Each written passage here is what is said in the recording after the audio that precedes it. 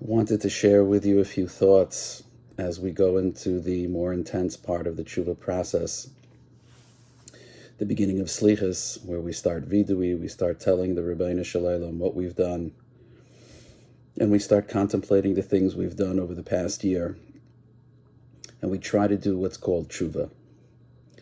Tshuva definitionally does not necessarily mean literally repent. It means to return. And so the question is, what are we returning to? And normally the simple answer to that question is we're returning to the Ribbono Shel Olam because we've moved further away from him. But in reality, in a deeper sense, the return that we're making right now is the return to ourselves, the true self. We're made up of so many different parts, inclinations, desires, wills.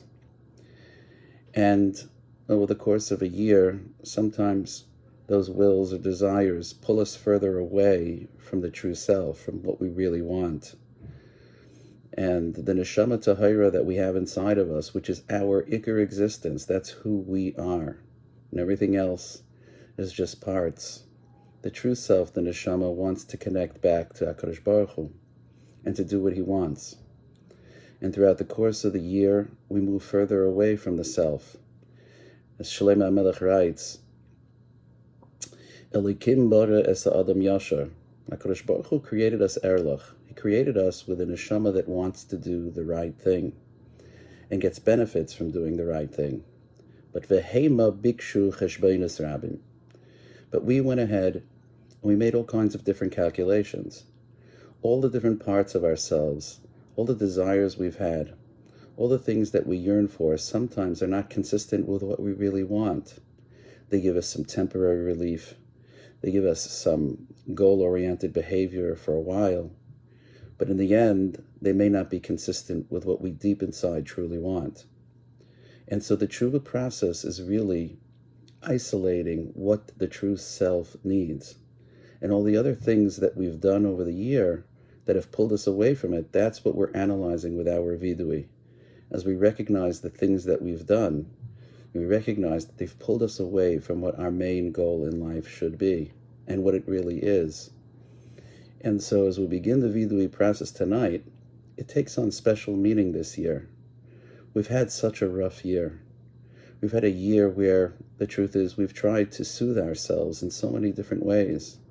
And so our inclinations could have taken us in so many different directions because we felt pain, we felt isolation, we felt alone, we felt disconnected.